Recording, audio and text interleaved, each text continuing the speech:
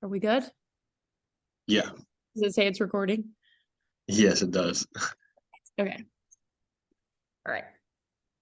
Well, hello everyone. Today in our presentation, we're going to be talking about the NCAA gender equity, and our case is the 2021 March Madness tournament. My name is Autumn. This is Jaylon, and we're going to go ahead and dive right in.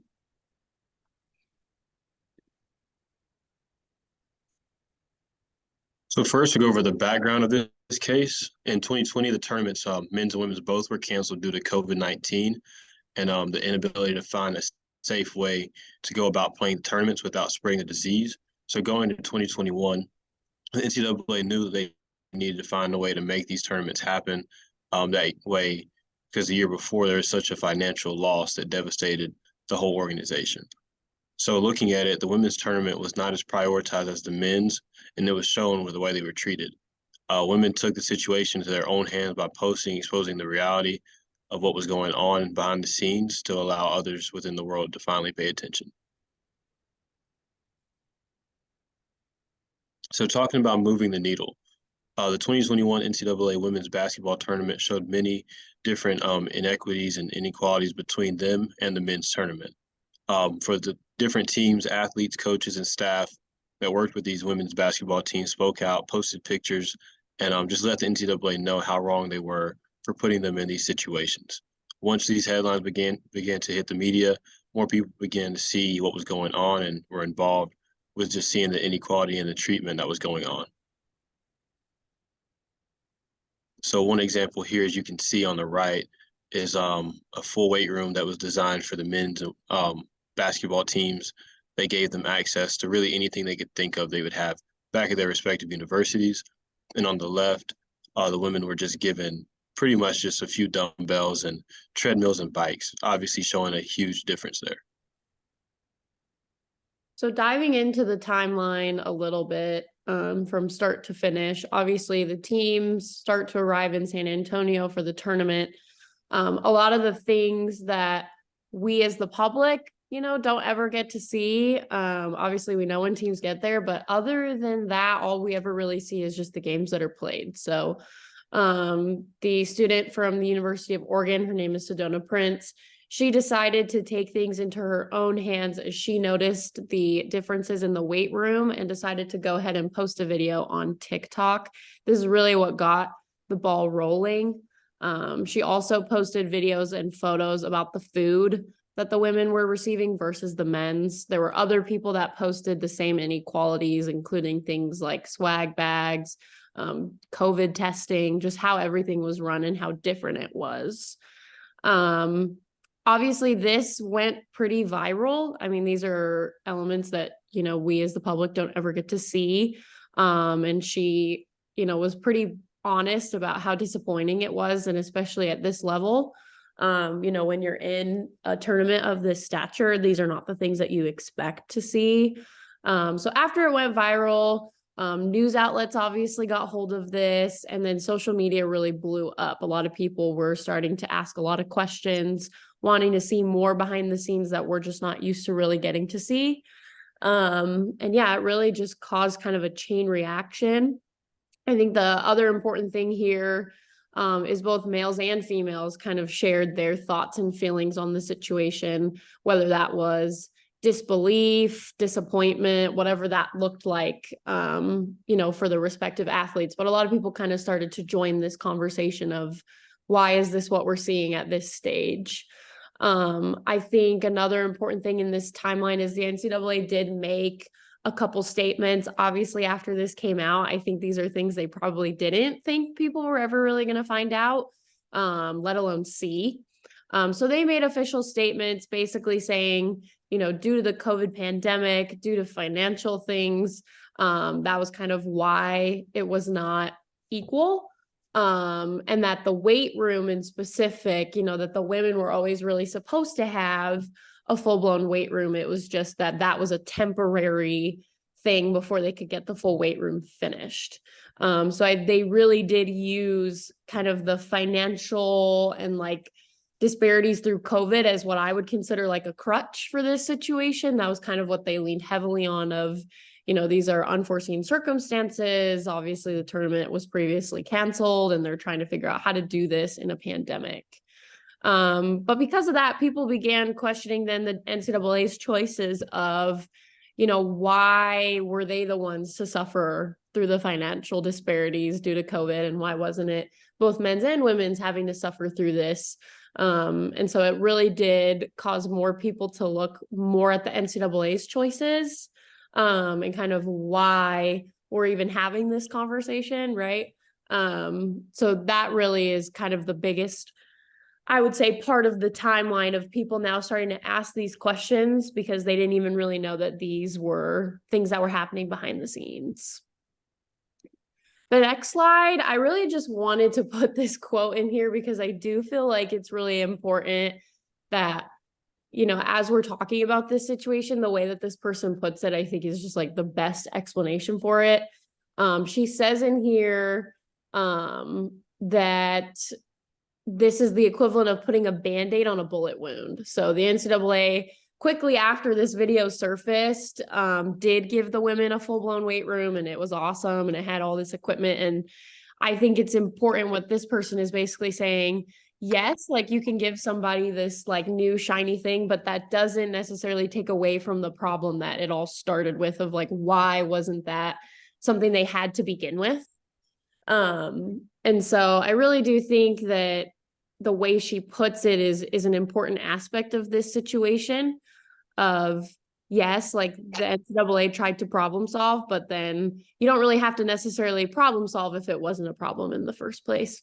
So that's why I put that quote in here. I just feel like it really kind of sums up the situation quite nicely.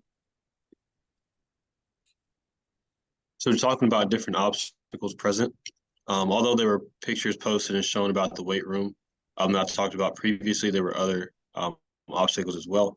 One was food being a major concern for the women, and just their staff and coaches being worried about how they may be able to go through the tournament with the food provided.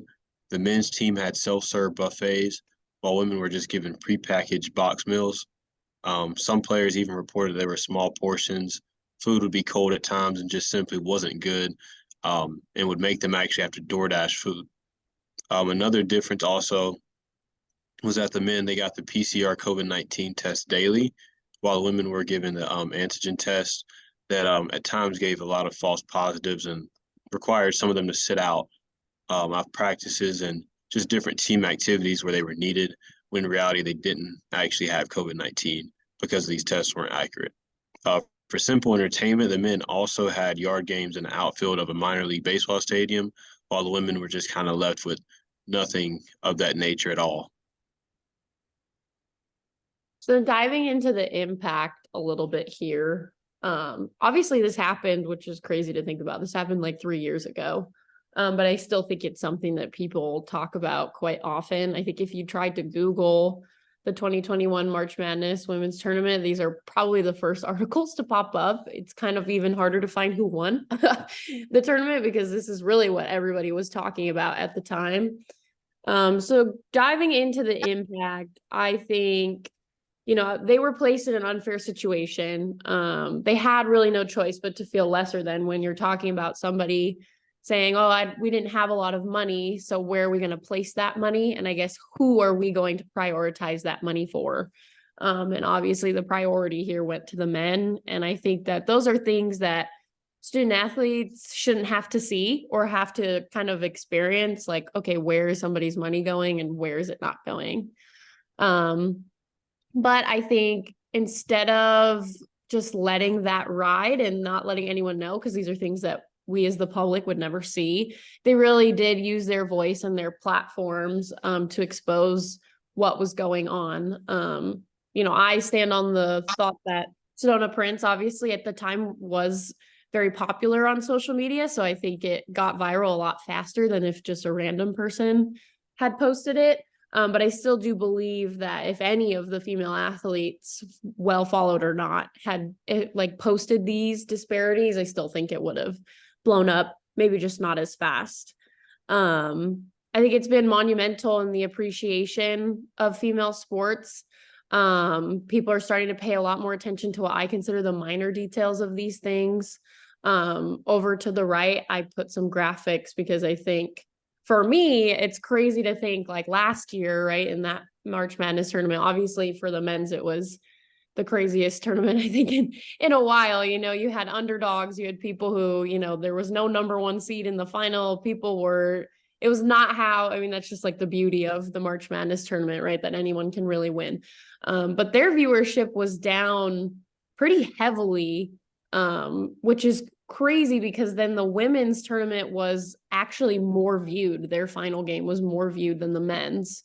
While I don't think obviously the point of this is to take viewership away from the men, but I do think it's a moment to appreciate how that viewership has now changed. I think people are paying a lot more attention to female sports, and I don't think it's because they're itching to find the inequalities per se. I think it's just that people are starting to realize, oh, okay, there really isn't that much of a difference other than the people playing the game. But the game itself is the same, right? So it's like there shouldn't be that much of an inequality. And so I do think that this kind of got the ball rolling and a lot of new revelations of female sports. And, you could go on like a full blown rant about you have like Nebraska volleyball playing in a football stadium. Like that was monumental, right? And so people are really starting to pay a lot more attention, I think, to the inequalities and trying to figure out how to bridge that gap. Another impact, I think, is that women often feel like nobody will either listen or agree with the inequalities. So I think what was important about this situation is I can easily tell you, yeah, I don't feel like I am getting supported as much as a male on my counterpart team. And people will sit there and be like, oh, that's unfortunate. I'm really sorry. But in this situation, seeing is believing, right? And people had no choice but to look at the inequalities because they were sitting right in front of their faces. It's a lot different than just saying, hey, I feel like there's some inequalities here versus these are the inequalities. And I'm going to show you a photo comparison of what I'm receiving versus what someone else is receiving.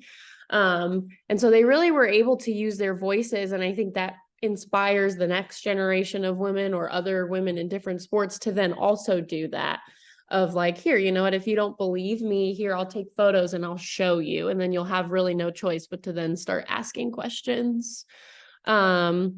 And obviously the big thing here is the impact for the NCAA. People really started to think about, okay, this is the governing body that's supposed to support these student athletes, that push them through these things, that put on these tournaments. So people really started to put them under the microscope of, okay, well, why is it happening this way? Who thought that this was, the proper way to handle a situation? And then to kind of come out and make these statements that really didn't have any ownership to it.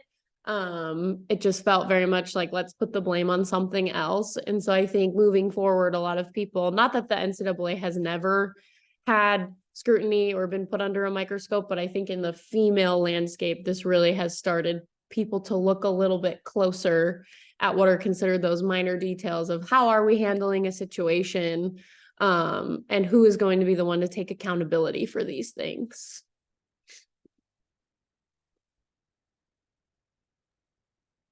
So talking about our reactions to this whole situation, I would just say learning more about this is pretty frustrating to see how people within these powerful positions in the NCAA and have authority like this could allow for this to happen. Just knowing that everyone, they work to get to this point, work to get to the tournament, and to have a shot to win the championship in their respective sports. And this is how you're treated once you get there. Everyone went through these stressful times of COVID, and everyone in different aspects, whether that's sports, business, and just all different types of things. Everyone understood how it would hurt just the world and economy financially. So I didn't really think that was necessarily an excuse to try to prioritize men at all. And back to what I was saying, there's just no reason that men and women should be treated differently just because of their gender and what people may think, TV views, or what may bring in the most money. That shouldn't matter when it comes to just treating both sides equally because they're competing for the same exact opportunity within their respective sports. Yeah, to go off of Jay, I think I've always struggled with understanding how you can put a price tag on a sport or on a gender in a sport. And that's something that I've always never really understood. But I think in this situation, similar to Jay, I don't think that I understand that the impact of COVID, obviously I experienced it, right? Financially, emotionally is challenging.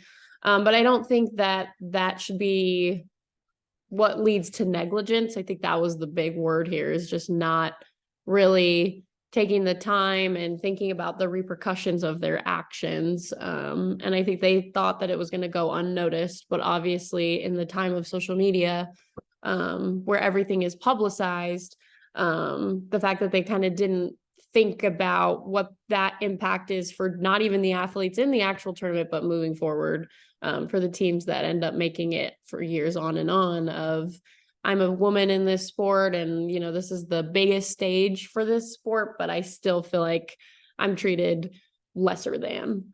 So I think it's obviously painful for me to see that kind of lack of attention, especially by an organization of that stature who's supposed to be kind of the supporting body for these student athletes. But I do think my reaction to this situation was I was very happy to see people coming together to talk about this, in very open and honest conversations of, this is a problem and this is why it needs to change. And I enjoyed that athletes from different sports, not just college, but professionally, kind of came together, male, female, to talk about why this isn't okay and why people need to be asking bigger and better questions, to these people about why these situations are happening.